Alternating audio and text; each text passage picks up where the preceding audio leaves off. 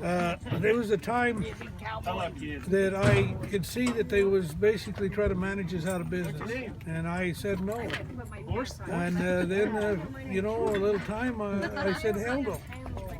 You're not going to manage my preemptive rights that have been created to beneficial use of blood and tears of my family and my predecessors. You're not going to take that away from me and my family and my kids. And so I said no. And so what I did then is I quit signing the contracts with the federal government. But when I quit signing the contracts, I wasn't sure what I was doing. But it wasn't very long that I started to learn that I was constitutionally right. The federal government had no business claiming ownership of this land in the United States. And the more I learned, the stronger I got. And that's evolved to this day. And I'll tell you what I have learned. If we're ever going to get away from it, well, let me put a blame. These bureaucracies have got so strong, and I'm talking about BLM and Forest Service and Park Service and EPA and on and on and on. They've got so strong now that it don't matter who we elect for President of the United States. It don't matter who we elect for Congress. It don't matter who we elect for our judges or the appointed judges. The legal part don't work, and the political part works. And you know why? It's because the bureaucrat has got so fat and so healthy that he is the one that prospers. He's the one that has life, liberty, and the pursuit of happiness. The rest of us are feeding him. And when you get to this point, I've been to this point for 20 years. I said, no, I'm not going to sign contracts with you. I'm not going to pay you no more. But I said 20 years ago, if 10 ranchers would followed me, we'd have had this thing beat a long time ago. Today, we still don't have it beat. And what I want to say here is I want to paint a picture in your eye of a picture of America, the big map of America. And about half of that map is covered with red, and it's claiming United States property, under control of the federal government. Well, every bit of that red, and I'm going to use the word every bit of that red is within admitted states. So show me in the Constitution where the federal government can own any property within admitted states, except very little, like Washington D.C. and Article 1, 8, and 17 property. They can't own property in admitted states. Now, before it was admitted state, it was a territory. It's territory Utah, territory Nevada. Well, when it was in a territory state, we the people of the territory didn't have the Constitution. Congress had unlimited power to dispose of and make all rules and regulations under territory law. And that's what they're trying to treat us ranchers like now. They want to say, we have unlimited power. We have rules, terms and conditions you have to follow. And if you don't follow them, you know what happens? You end up in a federal court. And where in a federal court did anybody ever win? When did a rancher, a resource user, ever win in a federal court? You can't win in that federal court. It's their court. Now let me bring you back to that map. Every bit of that red on that map on the western United States, and you guys report as ranchers in our industry, you know that the federal government claims property on that red part of that map. But I'll tell you, in 1934, the Taylor Grazing Act was passed, and I don't agree with the Taylor Grazing Act. I don't believe it's constitutional, but let's go ahead and accept the Taylor Grazing Act. What they did in the Taylor Grazing Act is the rancher paid the federal government to map their preemptive, adjudicated, property rights, and the federal government mapped them and drew lines and said this property, these property rights here belong to this rancher, this property right belongs to that rancher. So now we have our ranches adjudicated. We know where our ranches are, and it's mapped, and it's a record. All of that map is, remember, within admitted state.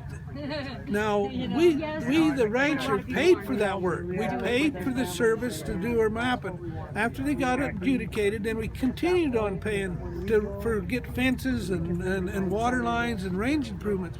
We continued to pay the federal government for a service.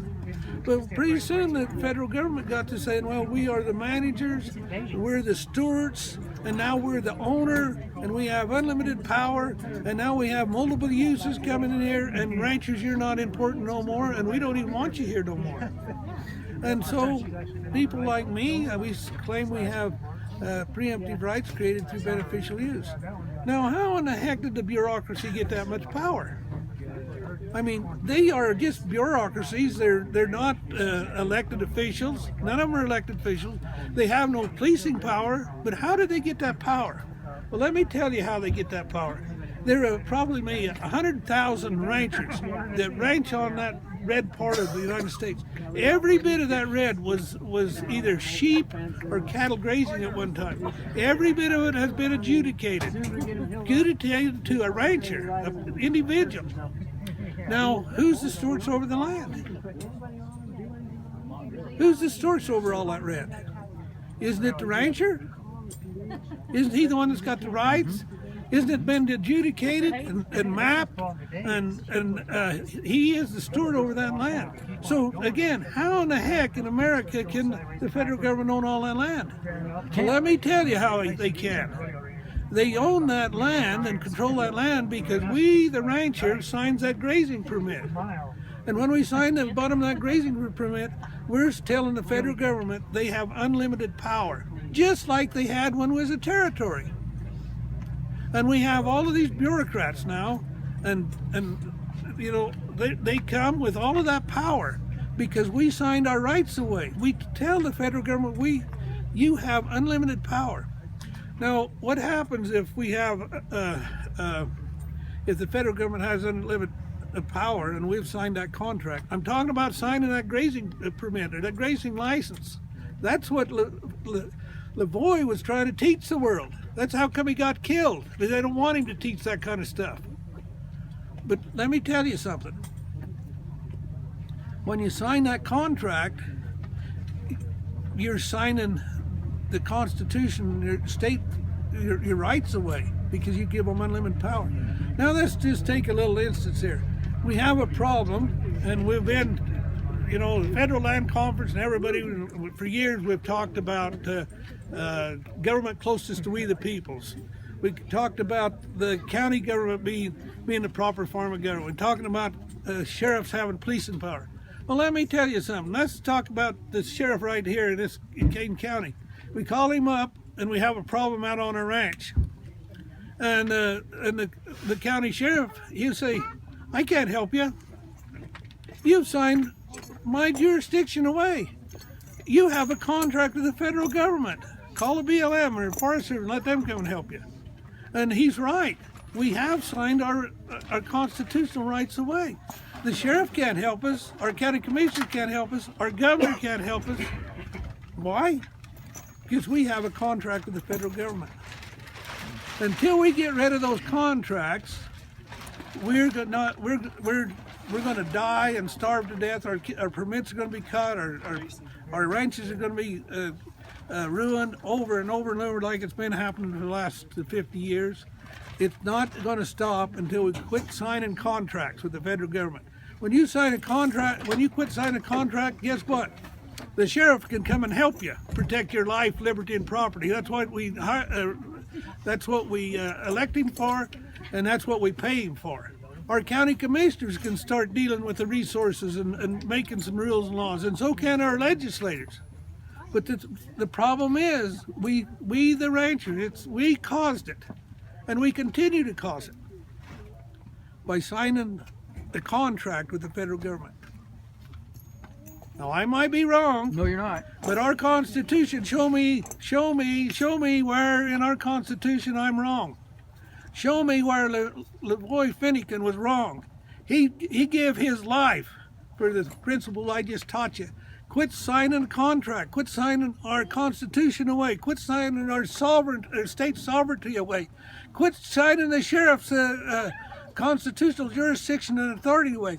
is arresting power and policing power. Quit signing that away. Yeah. And you ranchers, it's your fault. Thank you.